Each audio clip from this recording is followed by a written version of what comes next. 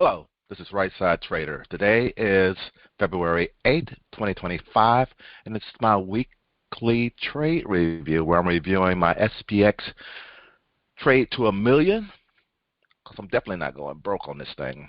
It's been a great trade for me, but maybe not for you because this is a very risky trade. Again, trading is risky. You can lose money at trading. So please check with your financial advisor. Please check with your significant other and make sure trading is something that is suitable for you. And this is why you should practice these trades and all. And you should start out small. One contract, not what I'm doing, not this crazy crap that I'm doing. And more and more I look at this, if I just do half of this, I'll be happy. Getting to 100 contracts and doing 100 contracts, yeah, it'd be crazy, to do that, unless I got a $10 million account, it's nothing. But we're not quite there yet. But again, let's just take a look at some crazy things. The reason why I'm like this, some crazy things happen this week that you need to know about. And it will. I have seen this before, and what happens is not what we saw. What I'm gonna see is what I'm going to show you in my virtual account. And even I corrected for it in my virtual account for the first day. I actually put a video out earlier about it and all. And then what happened on Friday, it did the same. It did another crazy thing. And that one, I saw the price a whole lot lower than what I actually really got out at in the virtual account and all. And I've seen those type of things happen in a live account, and they won't feel you. You'll be saying, get me out, do something, you almost want to call the broker and all, say, what's going on here, and then finally when the market does settle down, it's still probably at a good price where you can get out and get some profit and you need to take that profit then, because again, something has happened, something is going on, and you need to be aware that you need to take your profit now, or you need to get on the right, make sure you're on the right side of the market, whatever is happening. That's the whole thing about just being in front of the computer, being aware of what's happening, what can happen in the market, and anything can happen.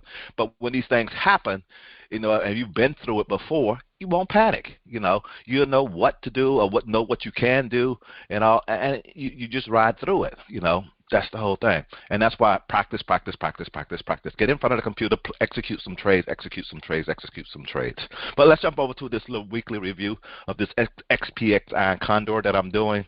I'm doing a 10 watt, a 0.2 delta, one standard deviation out and all on these trades and all. And they worked out pretty good all week long. And I'll show you the couple crazy things, in the account, what happened. But I'm adjusting those on my spreadsheet. I won't be showing my spreadsheet this week because I haven't done it yet, for the week.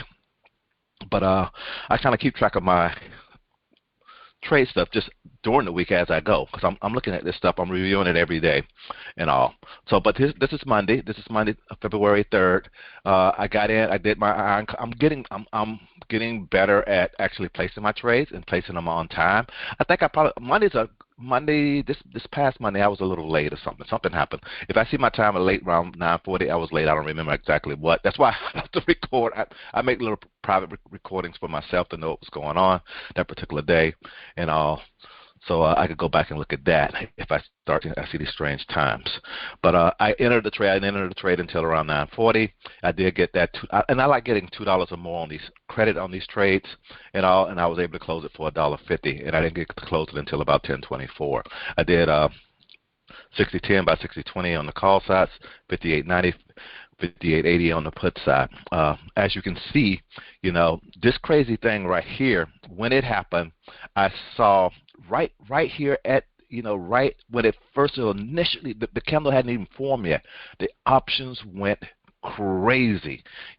Prices went all over the place. It ended up giving, I'll tell you, it ended up giving me a credit on my trade, just where I had it. Because I always put limit orders in to get me out as soon as I get into my trades, and I was doing that. I was putting it right where I wanted to get out at. But I noticed that in the virtual account, it was giving me fills at mid. And I don't want to get, fills at mid. I want to get fills at the natural price or the offer price, the higher price that and I want to make sure it's trading at that price, because I know in the live account, if it's trading at that price, my brokers will fill me, so that's what I want to actually see happening. And that's what I've gotten to, where I'll set it for $1 debit to get me out, And I think on this day, that's where it did the 35-cent credit. Had it at $1, that would still give me a 35-cent credit. But that the market did, so then I did readjust it, and you can get out. You know, I saw that I would have been able to get out at $1.50, no problem. You know, that's why I'm still okay with my numbers, and I just set it to $1.50 because that's what I really want to try to make on this trade, anywhere from 60 to 70 cents on this trade, the way I'm doing it, and and that's why this is like this. And when you see the account statement and all, it's going to be a little bit different. But that day, that was it. And as you can see, you know, one of the other things that I'm beginning to notice, you know, when the market gets to this standard deviation line, this one standard deviation line, it ends up doing something like this a lot of times. So this is giving you a warning also that you need to do whatever you need to do. You need to take whatever profit you can get out of this trade at that time when you start seeing stuff like that. You know, that's another little thing that I'm noticing. You know, but that's Monday. Let's go to Tuesday. We'll go a little bit faster now. Tuesday, iron condor. You don't even see the purple lines on this one. Let's zoom this down a little bit here on Tuesday. I did an iron condor 60-40-50 by 59-50-40 on the put. Got a $2.95 credit. I remember volatility was a little bit high that day, and all. And again, I closed it only for 30 cents because this is one of these things where volatility wasn't coming down for whatever reason it was that particular day, and I ended up saying, I want to get where I get out by 11. I got into the trade at 9:33 on a Tuesday. You know, that was kind of okay. I think again, I have been having problems getting in front of the computer in the morning and all lately because I've been trying to get back into the gym early or get my bike ride early, do something before I get on the computer and all. But I didn't get out. I got out of this only for 30 cents. I think and it was almost 11 o'clock. I decided to just take it because, again, I want to get where I'm following these rules because from what had happened the previous day, I know things can get crazy, and sometimes you just need to be out of that trade before things go crazy if they haven't already gone crazy on you. So that was that. Next day, Wednesday. Let's see where we can see that bottom line. See, this was a pretty good day. It did, again, slowly get on up there. It actually ended up closing above that call side. And also, again, you got it. This is what also starts getting ingrained in your brain is that take the again. You could have got it. You could have, should have, got. You got a whole lot more credit on that trade than that if you'd have held it a little bit longer. No, the rule is get out of this trade by 11. If possible. By 10 o'clock, if I'm not out of it, 10:30, I'm making sure I'm set to get out of it and all. And I want to be out of this trade by 11. So, again, I was able to put the iron condor on it again. Call side, 60-60 by 60-70. Put side, 59.90 by 59.80. And I got a $2.70 credit and was able to get a full dollar, make a full dollar on that trade. So I made up a little bit from the previous day and all to make things a little bit better. And all. But let's go ahead and go down to Thursday and take a look at Thursday. On this day, again, see, I'm kind of happy I'm not in the market that late in the day, but that squeezed down. As you can see, it stayed within the one standard deviation whole thing, which is a good thing. And all. So that's one way you could have got the whole $2.40. No. The rule again is to get out of the trade before 11 o'clock. If you made 25% on the trade, and I'll be done with it. You know, don't get greedy. You know, because the thing is about being consistent. And all. Once you get that in your brain, you realize that it's not about hitting home runs. It's all about being consistent and having money to trade the next day. You'll be in this game for like as long as we have been. Some of us been doing this now for over 12, 13 years, maybe 14 years now. You know, believe me, it is what it is. It's not that difficult. Again, got in at 9:38, got out by 10:51, and all. Just look like I just did that 25% on this trade. I always try to get a little bit extra, and all. Again, I want to get where I kind of try to cover a little bit for commissions, and all. But last day, Friday, and Friday was another day where the market did something crazy, and all. Let me zoom. You know, you see it drifting up and you think it's going to go to your call line, then you see something crazy option crap going on, and then the market does this. Because the funny thing is, I'm always watching the option prices and what's happening there and all. Because again, I'm trying to see if I'm going to be able to get out at that natural price and all. That's the thing. But when this happened, I had my thing set for $1 and it went to 23 cents. I had an alert set at $1.80, I believe it was. My alert went off. I had walked away from the computer. My alert went off. I came back to the computer, set it for $1.50 right quick, and I saw it was at $1.23. I said, yeah, and then it didn't feel right. It didn't even feel right away, and that's what happens in your live account. You will have it set at a price where you think you should get me out of the market, get me out of the market, get me out of the market, and your brokers are not feeling you. This happen. I've seen this happen in my live account, and then finally the market settles down. They come back in, and boom, you get out the price that you want to get out at. So that, again, that's why I like using limit orders on these type of things, because a lot of times, doing a market order, you don't know what they're going to fill you at when you get those crazy things happening in the market. As long as you got a limit order set at where you want to get out, making the money that you want to make on the trade, you're good. You're golden. You got a strategy. You got a plan, and you get it executed. You get it executed consistently, and that's where you need to be at. So again, this iron condor this day was a 61.20 by 61.30. On the put side, it was 60.50 by 60.40 on the put side. As you can see on this put side, it did this crazy drop, went sideways long enough probably where you definitely could have got out for $1.50 or even less. I don't know. Again, once I got out of this trade, it was right at this time. Like I said, the market gets where it'll settle and usually it'll get you out at the price that you want to get out at. That's the other thing that I see.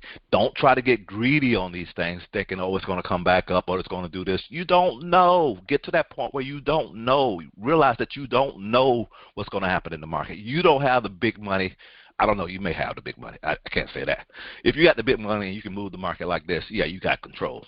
But most of us don't have the big money where we don't have control and we don't know what's going to happen. So we need to take the profit that we can see right now, or that we see in our account right now. Take it and be happy.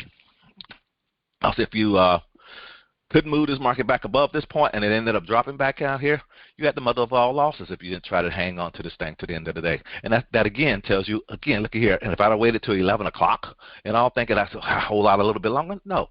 Again, I would have been underwater, under pressure, and we don't want to do that. We're not trying to do that. Got out of that trade 30 minutes early and went for a bike ride. And that was it. And that's pretty much it on the trades, on looking at the charts and what was happening, those days. Now let's take a quick look at the account and wrap this on up. Let me switch over to that other screen here where you can see the numbers. And you're going to see you're going to see the crazy number on Monday and all. But the other days were all good. Let me the crazy number that I'm talking about on Monday is this number right here, where it gave me this crazy credit, but I corrected it and I made it $1.50. It's going to show up on the account and on the account statements and on the P&L and all that kind of stuff. But I realized that's not correct.